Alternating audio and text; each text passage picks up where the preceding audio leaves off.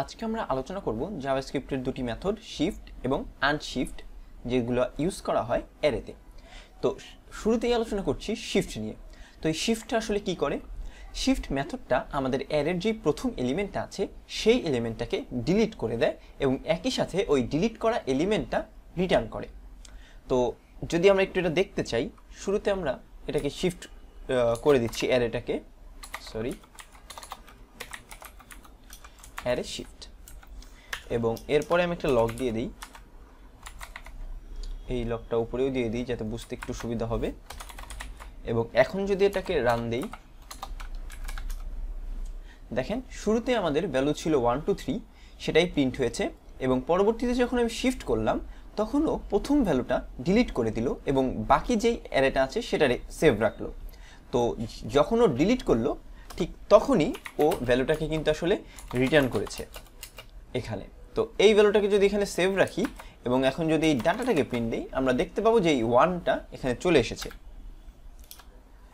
তো দেখেন আমরা প্রথমে যে ভ্যালুটা রেখেছিলাম সেই ভ্যালুটাই ডিলিট হয়ে গেছে এবং সেই ভ্যালুটাই রিটার্ন করে ও এই ডাটাতে পাস করে দিয়েছে। তো আমরা যেমন পপের মাধ্যমে সবার লাস্টের ভ্যালুটা ডিলিট করতে পারি, ঠিক একইভাবে এই শিফটের মাধ্যমে আমরা প্রথম যেই ভ্যালুটা আছে অ্যারের সেটাকে ডিলিট করতে পারি। তো এরপরে আমি চলে যাব অ্যারের আনশিফট মেথডে। তো আনশিফটটা আসলে কি করে? আনশিফটটা আমাদের অ্যারের শুরুতে ভ্যালু ইনসার্ট করে। পুশের মাধ্যমে আমরা যেভাবে ডাটা পুশ করছিলাম আমাদের অ্যারের লাস্টে, ঠিক একইভাবে আনশিফটের মাধ্যমে আমরা ডাটা পুশই করব, বাট সেটা হবে আমাদের অ্যারের শুরুতে।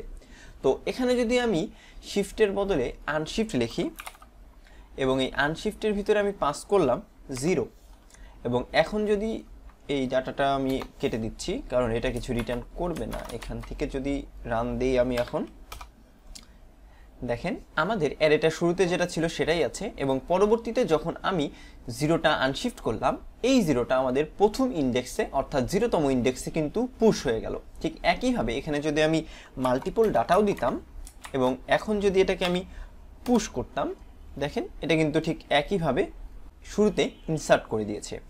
তো যেভাবে আমরা পুশ এবং পপ ইউজ করলাম এটাও ঠিক একইভাবে কাজ করে, বাট পুশ এবং পপটা কাজ করতো আমাদের অ্যারের লাস্ট ইন্ডেক্সে এবং শিফট এবং আনশিফটটা কাজ করে আমাদের অ্যারের শুরুতে।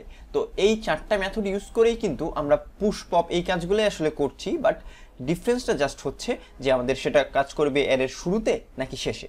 তো আশা করি এটা বুঝতে পেরেছেন। আজকের ভিডিও এ পর্যন্তই, সবাইকে ধন্যবাদ।